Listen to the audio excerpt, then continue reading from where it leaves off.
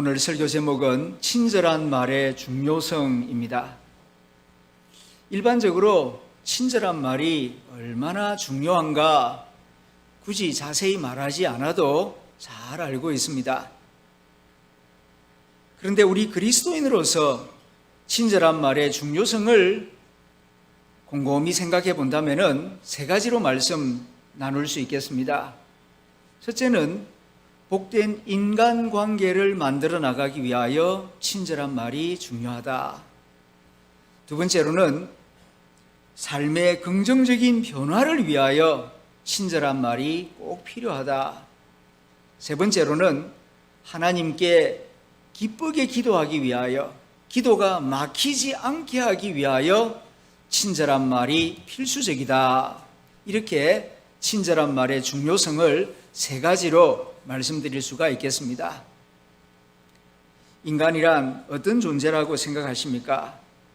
여러 가지로 말할 수 있겠지만 가장 중요한 요소는 인간은 관계적 존재라는 사실입니다. 인간은 관계적 존재입니다. 인간의 운명을 좌우하는 것은 얼굴이 아닙니다. 재물이 아닙니다. 관계입니다. 어떤 얼굴을 가졌느냐에 따라서 인생이 달라지는 것이 아니고 어떤 관계를 가지고 살아가느냐에 따라서 인생이 달라집니다. 그런데 그 중요한 인간관계가 어떻게 만들어지느냐 하면은 언어입니다. 말입니다. 말을 어떻게 하느냐에 따라서 인간관계가 잘 맺어지기도 하고 불편한 관계가 되기도 하는 것입니다.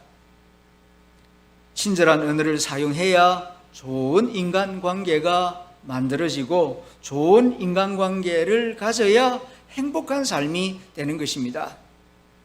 얼굴이 이쁜 것보다 더 중요한 것은 말을 이쁘게 하는 것입니다. 두 번째는 친절한 언어를 사용해야 삶의 긍정적인 변화가 일어납니다. 아무리 옳은 말이라 할지라도 성을 내면서 말하거나 거칠게 말하거나 불친절하게 말하면은 긍정적인 변화가 잘 일어나지 않습니다. 그렇기 때문에 친절한 말을 꼭 해야 합니다. 세 번째로는 가족 간에 또 가까운 교우들 간에 친절한 말을 사용해야 내가 하나님께 기도드릴 때에 기도가 잘 됩니다. 서로 싸우고 거친 말을 하고 거친 말을 들은 다음에는 기도가 잘 안 돼요. 우리 신앙생활의 아주 중요한 부분이 기도생활 아닙니까? 다른 건 다 막혀도 기도가 열리면은 희망이 있습니다. 그런데 기도가 막혀버리면은 그리스도인은 설 자리가 없습니다. 기도를 잘 하기 위해서라도 주위 사람들과 말을 온유하고 겸손하게 친절하게 나누어야 하는 것입니다. 그런데 우리는 외부에 나가서 활동할 때에는 그런 대로 예의도 차리고 친절한 말을 잘 하는 데 비하여 가족에게는 불친절하게 말할 때가 많습니다. 회사에서는 예의 있게 말을 하는데 친한 교우들에게 무례하게 말할 때가 있습니다. 조심해야 합니다. 의도하지는 않았겠지만 계속해서 그런 불친절한 언어를 사용하면 관계에 금이 갈 것입니다. 기도가 막힐 것입니다. 고온다습한 여름 날씨가 계속되고 있습니다. 코로나가 점점 확산되고 있다는 불안한 소식이 들려옵니다. 그리고 물가는 점점점 올라가고 있습니다. 그래서 마음이 무겁습니다. 그러다 보니 가족 생활 가운데에서 말 실수하기 쉬운 계절이 바로 지금입니다. 왜 때로는 가정에서 친절한 말 하는 것이 어려운가?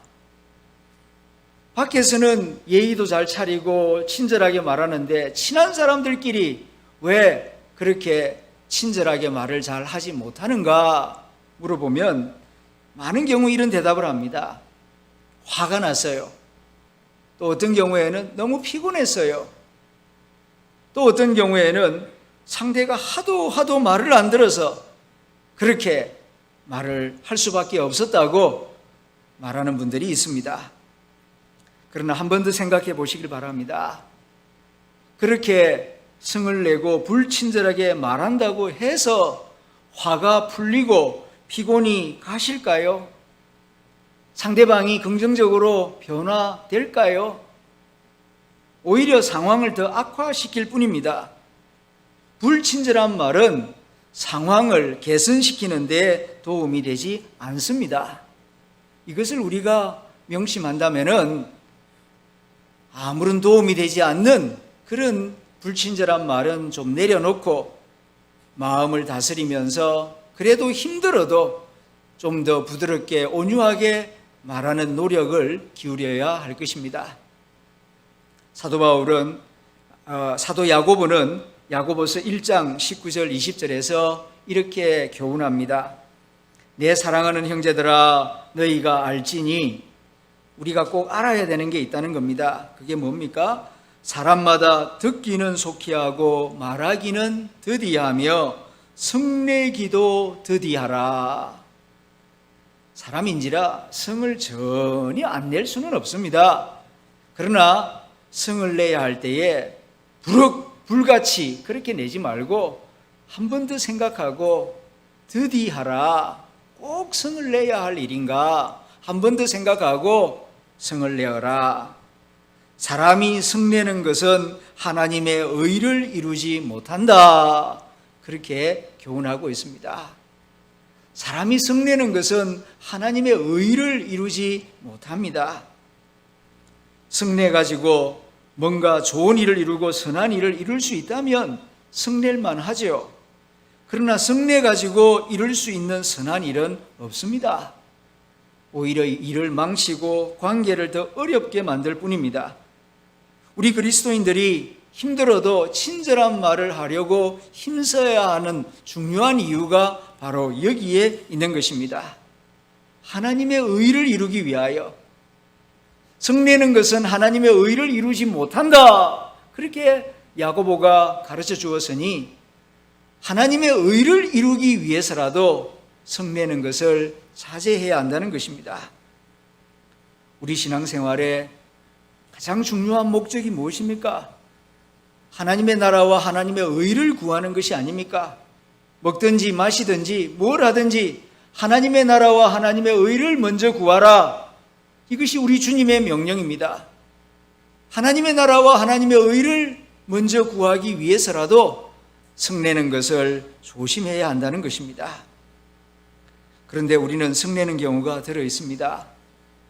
어떤 경우에는 어떤 사람이 가족을 한번 변화시켜 보겠다고 화를 내면서 이야기를 합니다.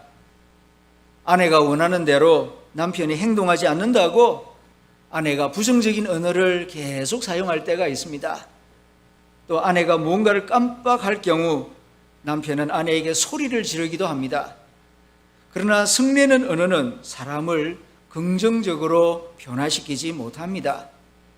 성내면서 하는 말은 본인의 감정 해소에는 약간 도움이 될는지 모르지만 다른 사람의 마음 문을 닫아버리게 만듭니다. 마음 문을 닫아버린 상태에서는 아무리 좋은 말이라도 좋게 들리지가 않는 법입니다. 정말 상대방을 긍정적으로 변화시킬 의도라면은 좀 힘들더라도 자기 감정을 먼저 다스린 다음 친절하게 말해야 할 것입니다. 많은 경우 성을 잘 내는 사람들이 하는 말들이 있지요. 뭐 내가 틀린 말 했냐? 난 절대로 틀린 말 안 해. 그런 말들을 자주 합니다. 맞습니다. 들어보면은 옳은 말들입니다. 그런데 문제는 옳은 말을 기분 나쁘게 한다는 사실에 있습니다. 인간은 그렇게 합리적인 존재가 아닙니다. 감정적인 존재입니다. 감정이 상하면 일단 관계가 뒤틀립니다. 뒤틀린 상태에서 들리는 말은 다 삐딱하게 들릴 수밖에 없는 것입니다. 사람이라는 존재가 보통 이러합니다. 그러면 또 이런 물음을 가진 사람이 있을 것입니다. 친절한 말이 중요하니까 거짓말을 해서라도 무조건 친절하면 다 되는 것입니까? 아니죠. 그건 친절이 아니라 가식입니다. 어느 집에서 있었던 일입니다. 평소에 늘 자기 아내에게 반말을 하고 거친 말만 하던 남편이 하루는 자기 아내에게 말합니다. 여보, 오늘부터는 내가 절대로 거친 말 하지 않고 반말하지 않겠소. 약속하리이다. 그러니까 그 부인이 굉장히 반가워합니다. 그 다음 날 아침 남편이 부인에게 말합니다. 부인, 물 좀 갖다 주시겠습니까? 그러니까 물을 떠다가 갖다 드립니다. 조금 있다가 부인, 담배 좀 갖다 주시겠습니까?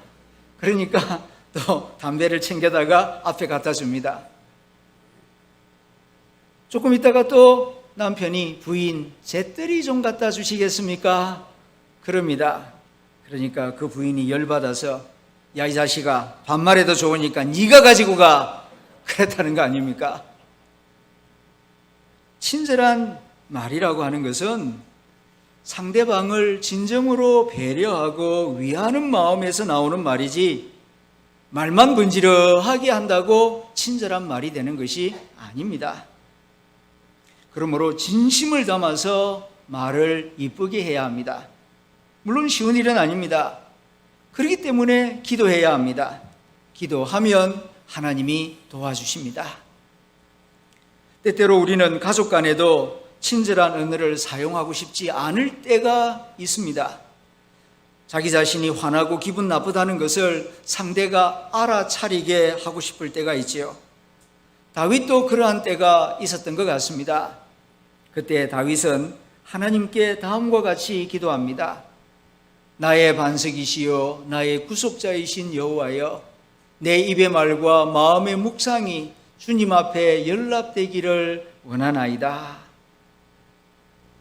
다윗도 사람인지라 마음속에 감정이 있습니다. 화가 나기도 하고 불쾌할 때가 있었던 모양입니다. 그때에 그는 잠시 멈추고 먼저 기도하였습니다.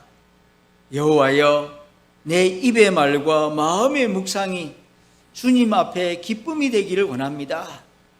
내 생각과 내 입에서 나오는 말이 주님에게 기쁨이 되지 않는 말이라면 말을 고칠 수 있도록 도와주십시오. 다윗은 다른 일에도 기도를 했지만 자신의 언어 생활을 위해서도 늘 기도하는 마음을 가졌던 것입니다. 바울이 우리의 언어 생활에 대하여 에베소서 4장에서 아주 중요한 지침을 주고 있습니다. 예수를 믿는 너희는 모든 악독과 노함과 분냄과 떠드는 것과 비방하는 것을 모든 악의와 함께 버리고 서로 친절하게 하며 불쌍히 여기며 서로 용서하기를 하나님이 그리스도 안에서 너희를 용서하심과 같이 하라 말씀합니다. 이 말씀을 자세히 보면은 우리 그리스도인들이 사용하지 말아야 하는 5가지 언어를 말해주고 있습니다. 첫째는 악독입니다. 두 번째는 노함, 세 번째는 분냄, 네 번째는 떠드는 말, 다섯 번째는 비방하는 말. 악독이라고 하는 것은 저주하고 상대방을 저주하고 용서하지 않겠다는 말입니다. 절대로 용서하지 않을 거야. 이건 악한 말입니다. 노함과 분냄이라는 것은 자기 마음에 안 든다고 성내는 것을 말합니다. 그리고 떠드는 것은 크게 소리치는 것이고 비방하는 것은 다른 사람에 대하여 거짓말하는 것입니다. 바울은 이런 말들은 버려야 한다. 쓰레기 버리듯이 오물 버리듯이 갖다 버려야 한다. 대신 친절한 언어를 사용해야 한다고 우리에게 말씀하고 있습니다. 인간 생활에 있어서 언어가 얼마나 중요한 역할을 하는가를 잘 일깨워준 철학자가 있습니다. 하이데거인데요. 그가 인간 언어와 관련하여 남긴 중요한 표현이 이것입니다. 언어는 존재의 집이다. 언어는 존재의 집이다. 어떤 언어를 사용하느냐에 따라서 그 사람의 존재가 보인다는 것입니다. 거짓 언어를 사용하면 그 영혼은 거짓의 집에 거주하게 됩니다. 더러운 언어를 사용하게 되면 그 영혼은 더러운 집에 살게 됩니다. 그러나 거룩한 언어, 아름다운 언어, 감사하는 언어를 사용하면 그 영혼은 행복한 집에 살게 된다는 것입니다. 행복한 사람들을 발견할 때가 있습니다. 행복하게 살아가는 사람들, 가만히 관찰을 해보면 몇 가지 공통점이 있어요. 그 중에 가장 뚜렷한 공통점은 관계가 좋다 하는 것입니다. 부자인 경우도 있고 부자가 아닌 경우도 있고 외모가 뛰어난 사람도 있고 그렇지 못한 사람도 있는데, 행복한 사람들은 한결같이 공통된 특징이 무엇인가 하니 인간관계가 좋다 하는 사실입니다. 이건 매우 중요한 객관적인 사실입니다.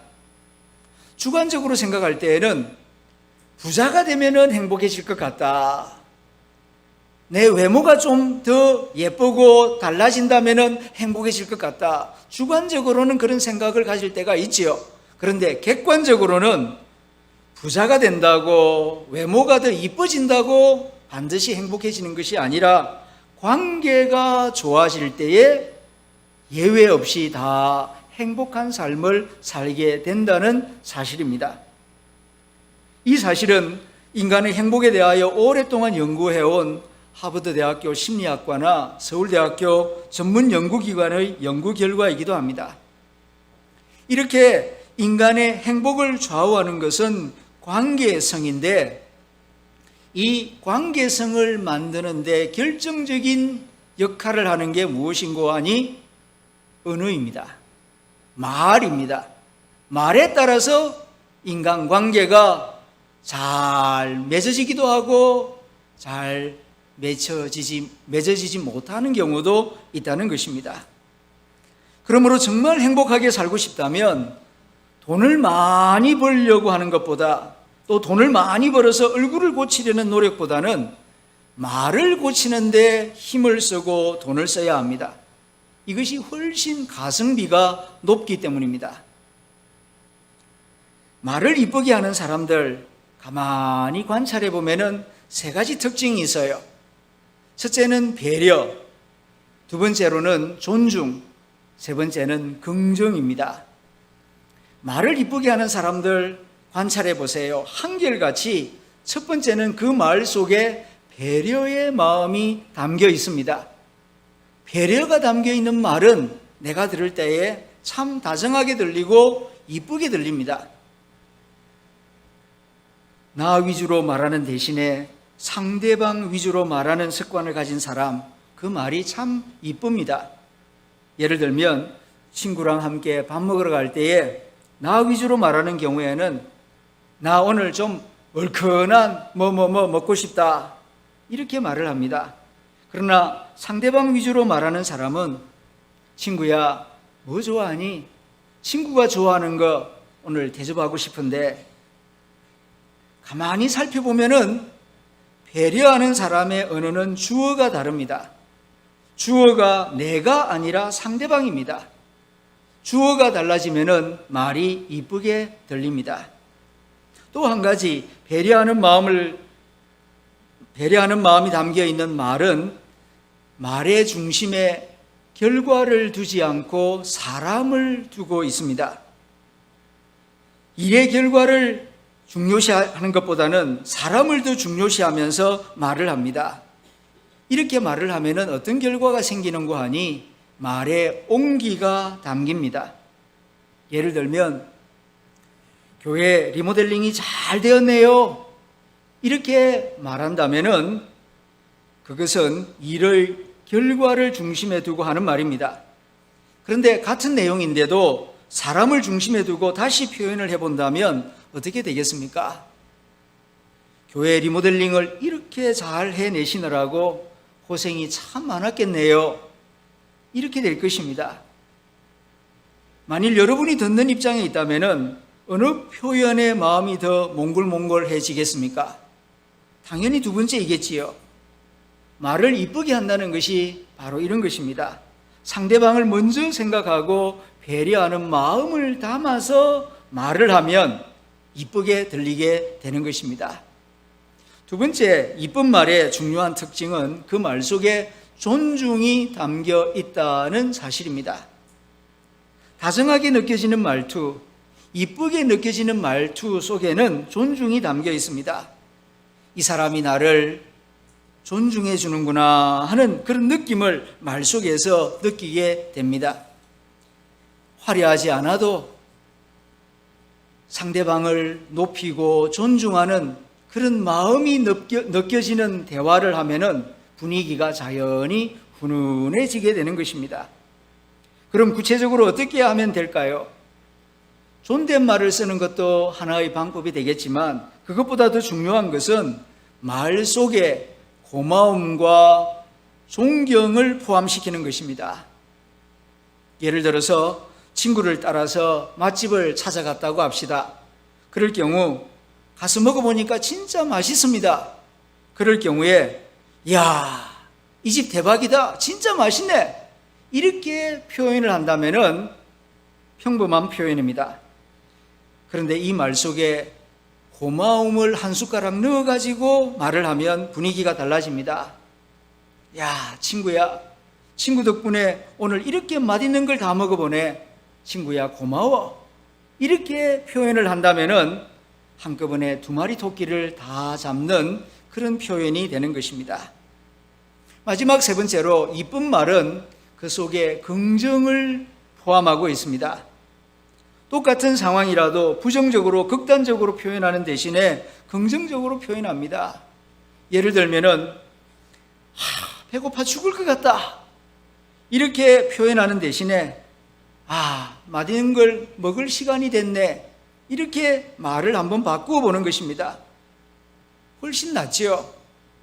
그런데도 닭살 돋는다는 사람은 심각합니다. 그런데 진짜 배고플 때는 이런 생각이 안 나는데요. 그렇게 반응을 보이는 분이 있습니다. 맞습니다. 금방 안 됩니다. 혼자 있을 때에 좀 연습을 많이 하셔야 됩니다. 예를 들면 바빠서 힘들어 죽겠네 이런 말이 입에서 튀어나오려고 할 때에 바빠서 행복해. 일이 많다는 건 행복한 일이 아닌가? 이렇게 발상의 전환, 표현의 전환을 통하여서 자기 자신에게 먼저 연습을 좀 많이 해보셔야 합니다. 그럴 때 밖에 나가서도 일상 대화 가운데에서도 자연스럽게 말할 수 있게 될 것입니다. 긍정적인 표현을 많이 사용하면은 첫 번째 수혜자가 나 자신이 됩니다. 말을 할 때에 첫 번째로 듣는 사람이 나 자신이기 때문입니다. 그래서 긍정적인 표현을 사용하면 나 자신이 먼저 에너지를 얻습니다. 그리고 긍정적인 표현을 사용하면 상대방 귀에 이쁘게 들립니다. 그러면은 자연히 관계가 좋아지게 되는 것입니다. 이쁜 말, 다정하게 들리는 말, 마음을 몽골몽골하게 만드는 말에는 이런 세 가지 양념이 항상 포함되어 있습니다. 그 세 가지 양념이 뭐라 그랬습니까? 배려, 존중, 긍정. 감사합니다.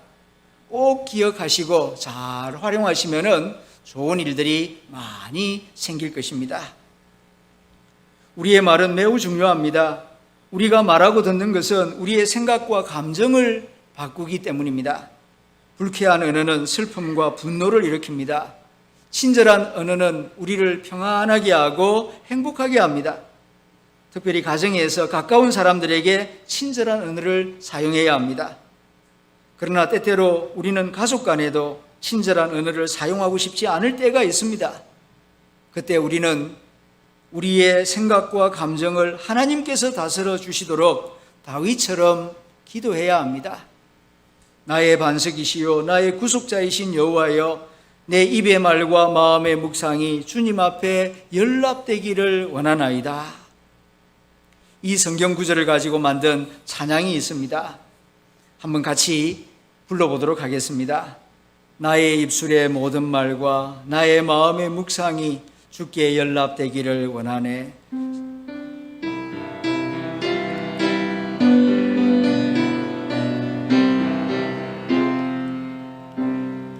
나의 입술의 모든 말과 나의 마음의 묵상이 주께 연락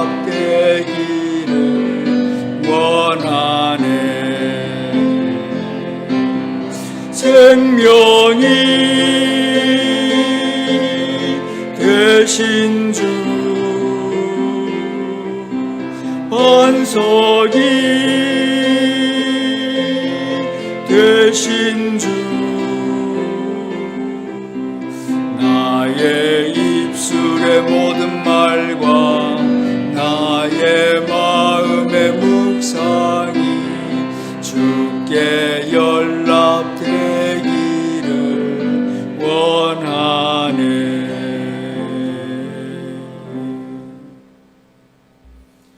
예수 그리스도를 마음에 모시고 세례받은 성도들이 하는 말은 하나님 아버지께 다 연락됩니다.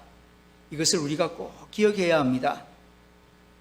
우리의 말을 하나님이 듣고 계신다는 뜻입니다. 그리고 하나님은 우리가 하는 말을 들으시고 하나님의 귀에 들린 대로 행하신다고 말씀하십니다. 민수기 14장 28절에 있는 말씀입니다. 그들에게 이르기를 여호와의 말씀에 내 삶을 두고 맹세하노라. 너희 말이 내 귀에 들린 대로 내가 너희에게 행하리라. 땅에서 하는 너희 말이 내 귀에 들린 대로 나 여호와가 그대로 행할 것이다 말씀하고 있습니다. 우리 그리스도인의 말에는 힘이 있습니다. 영적인 파워가 있어요. 생명력이 있습니다. 그러므로 말할 때에 득스럽게, 지혜롭게, 아름답게 해야 합니다. 불신앙 가운데 있을 때에는 내 입술에서 원망과 불평의 말들이 쏟아져 나옵니다. 나중에 알게 될 것입니다. 그 말이 축복의 길을 가로막았다는 것을 알게 될 것입니다. 하나님으로부터 나오는 축복을 가로막는 것은 다름 아닌 내 입에서 나오는 불신앙적 말들입니다. 하나님은 우리에게 복 주시기를 원하시는 아버지 하나님이십니다.